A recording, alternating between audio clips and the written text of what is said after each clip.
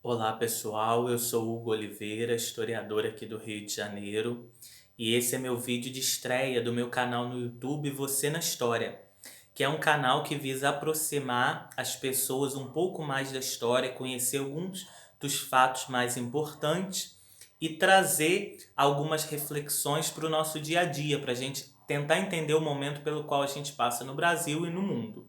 O canal também busca apresentar algumas correntes historiográficas, como elas leem a história, como elas veem a história e interpretam, e também tem um objetivo que talvez seja o principal deles, que é tentar formar uma esquerda crítica no Brasil, impulsionar uma esquerda crítica, junto do canal do filósofo Paulo Giraldelli e do canal da médica Mariângela Cabelo, o Todos pela Saúde. Então, se inscrevam no canal, assistam esse primeiro vídeo, comentem, compartilhem, deem sugestões. Os vídeos não vão passar por edição, eles vão ser bem naturais, não vai ter corte. E os temas vão ser aqueles que forem aparecendo no dia a dia, que vocês forem apresentando, sugerindo, indicando, etc. O tema de hoje, que eu quero tratar com vocês, o nosso primeiro tema, é um tema que está na atualidade agora, que são as Forças Armadas, né? A todo momento, algum colunista de jornal, algum cientista político, algum intelectual fala que o Bolsonaro está tramando um golpe, que ele pode dar um golpe, que os militares vão apoiar um golpe, não vão apoiar, que ele vai dar um autogolpe, etc. E aí acaba criando a impressão e a sensação de que as Forças Armadas sempre foram, em sua totalidade, de direita, conservadoras, o que não é verdade. Nem sempre. A gente já teve uma parcela expressiva das Forças Armadas que tinha uma posição mais à esquerda, mais democrática, digamos assim. Mas para a gente entender um pouco melhor isso, é preciso que a gente volte lá nos anos 50 do século passado, principalmente no momento em que o Vargas assume. O Vargas assume e a gente sabe que ele assume em 30, né? A partir de um golpe que impede o presidente eleito de assumir.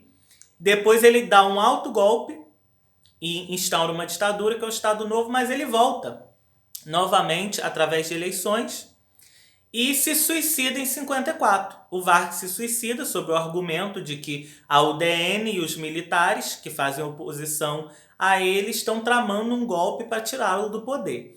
E aí quem assume? Assume o Café Filho, que é o vice do Vargas.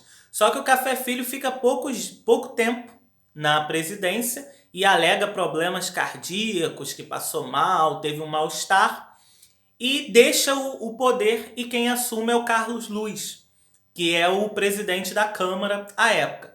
Só que o Carlos Luiz, ele tinha um posicionamento totalmente oposto ao Vargas. Ele era um político à direita, ligado ao DN, ligado aos militares.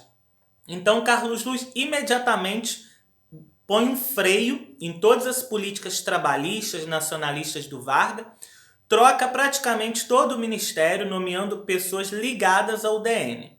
E é óbvio, né, que isso não deu muito certo. O Carlos Luiz acaba pressionado, acaba tendo que praticamente fugir, né, do Rio de Janeiro, que era a capital da República à época. Ele tenta fugir e ir para Santos, num dos navios da Marinha. Há uma pequena guerra ali no litoral do Rio de Janeiro, atiram no navio, o navio atira no litoral, etc. E o Carlos Luiz acaba cassado pela Câmara e pelo Senado, ele fica cerca de 3 dias só na presidência, e aí assume o Nereu Ramos. O Nereu Ramos é o vice-presidente do Senado, porque naquela época, assim como é hoje nos Estados Unidos, o vice-presidente automaticamente era o presidente do Senado. Então, na linha sucessória da presidência da República, você tinha o vice-presidente da República, o presidente da Câmara e depois o vice-presidente do Senado, porque o presidente do Senado era o vice-presidente da República. Então, acaba que quem assume é o Nereu Ramos. E o Nereu Ramos assume porque há uma pressão muito grande de uma figura muito especial, que era o ministro da Guerra, que hoje a gente chamaria de comando do Exército, né? Na época existia o Ministério da Guerra, que era o general Lott. o general Henrique Lott, que era um general legalista, que defendia o cumprimento das leis, das normas, da Constituição. E aí, em 55, a gente tem a eleição do JK e do João Goulart, o Jango. A gente sabe que eles não são da mesma chapa, mas naquela época, a nossa eleição, você podia eleger um presidente de uma chapa e um vice de outra. E quando o JK é eleito, imediatamente a UDN reage e fala que é uma mentira democrática, porque o JK não tinha tido a maioria absoluta dos votos, ou seja, 50% mais um, quando na verdade a legislação na época exigia a maioria simples, bastava ter a maioria dos votos. O Juscelino teve cerca de 36% e o segundo colocado teve cerca de 30%. E aí os militares falam que o PCdoB, o Partido Comunista, que era clandestino, tinha apoiado o Juscelino, que não podia, etc. Mas o general Lott, que era o ministro da guerra, que tinha apoiado o general Távora, que era o outro candidato opositor ao Juscelino, mesmo tendo apoiado o Távora, o que o Lott fala? Não, a gente tem que respeitar a lei e respeitar a Constituição. E a gente tem que dar posse ao Juscelino.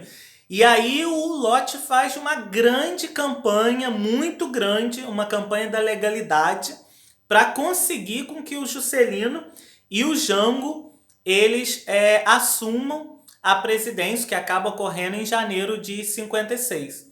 E aí em 60 o Lott concorre a presidente da República pelo PSD, mas acaba sendo eleito o Jânio Quadros e o João Goulart como vice. A gente sabe que o Jânio Quadros vai renunciar em seguida, e o João Goulart, o Jango, vai assumir como presidente e vai sofrer o golpe de 64. Diga-se de passagem, um golpe em que o general Lott não apoiou, ele foi opositor ao golpe, ele foi colocado na reserva de forma arbitrária, foi perseguido, foi torturado, foi exilado. É preciso pontuar que cerca de 6.500 militares fizeram oposição ao golpe em 64, ou seja, eram militares democratas, legalistas, que exigiam o cumprimento da Constituição. Esses militares foram torturados, foram perseguidos, perderam seus postos nas Forças Armadas.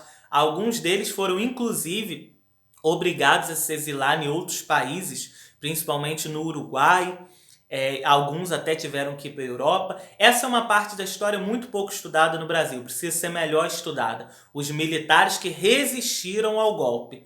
Então, logo depois do golpe de 64, o general Golbery de Couto e Silva ele vai instaurar a doutrina da segurança nacional, que é uma ideologia alinhada aos Estados Unidos à época, que pregava que o Brasil deveria entrar junto com os americanos, numa frente de batalha de combate a um inimigo terrível, que era o comunismo, né? O comunismo era o mal do mundo e deveria ser combatido, e ele estava prestes a tomar o poder no Brasil porque o Jango ia implantar uma ditadura comunista. Que a gente sabe que é uma besteira, né? Que depois ficou provado que não tinha plano nenhum de comunismo, nem tinha nenhuma militância armada, nem tinha nenhum... Tanto é que a esquerda não teve nem reação ao golpe de 64 e os próprios militares não encontraram armas, não encontraram nada, né? Quer dizer, criou-se uma falsa narrativa de um perigo comunista para se justificar a posteriori o golpe. Mas, na verdade, não havia perigo comunista nenhum. E aí o Golbery de Couto e Silva vai implementar a doutrina da segurança nacional para justificar o próprio golpe, né, também. E essa doutrina, por incrível que pareça, ela ainda é ensinada até hoje nos quartéis, na AMAN, na Academia Militar das Agulhas Negras, inclusive é ensinado nos colégios militares que não seguem a LDB. A LDB dá uma brecha para que os colégios militares tenham a sua própria proposta pedagógica, e até hoje é ensinado essa doutrina de segurança nacional que cria isso daí que vocês estão vendo, né? O Bolsonaro é fruto disso, ele aprendeu lá na AMAN, que lá nos anos 80, que existe um inimigo invisível no Brasil, que é o comunismo, e ele tem que combater. E ele falou isso quando foi eleito, que ele está numa missão divina de combate ao comunismo. Por isso dessa retórica dele incansável contra a esquerda, de achar que tem um comunista dormindo debaixo da cama de todos nós, que ele vai acordar durante a noite, vai nos atacar, vai comer as criancinhas, etc. Então, hoje, majoritariamente, né, quase a totalidade das nossas Forças Armadas, elas são conservadoras, elas são de direita, não quer dizer que elas sejam golpistas. Não estou dizendo que as nossas Forças Armadas vão dar um golpe, tampouco vão apoiar um golpe. Elas não vão apoiar, elas não querem isso, mas isso é assunto para outro vídeo.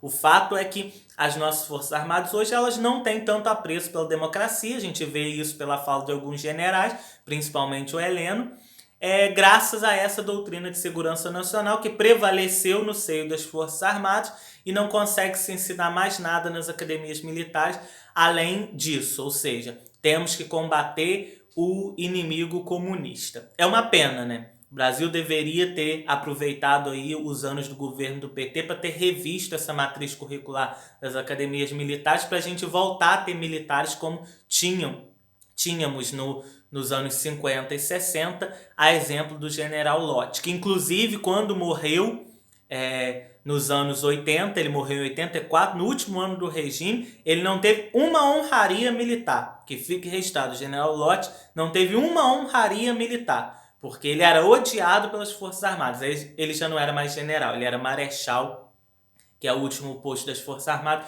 mas só pode ser adquirido em tempos de guerra. Então ele já era o Marechal Lott e ele não teve honrarias militares, ele foi um velório, um sepultamento muito simples, né, sem toda a pompa que merecia, simplesmente porque ele era contrário ao regime militar. Enquanto esteve vivo, ele combateu o regime militar, defendeu a democracia e a legalidade. Então a gente deve muito ao general Lott, ele garantiu ali a posse do Juscelino, e ele foi um verdadeiro combatente dentro das Forças Armadas do golpe militar. Então, nem sempre todas as nossas Forças Armadas, todos os nossos militares, eles tiveram um posicionamento mais à direita, conservador, com ares golpistas. Não, a gente já teve militares ligados à legalidade, à democracia. Talvez eu não diria que o general Lott era uma pessoa de esquerda, mas sem sombra de dúvida ele também não era uma pessoa totalmente inclinada à direita, mas independente disso ele era uma pessoa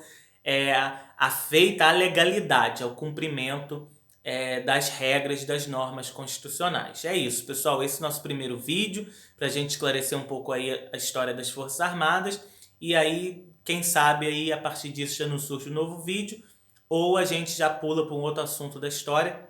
Fico no aguardo de vocês, façam sugestões, etc. Até daqui a pouco. Até mais, pessoal.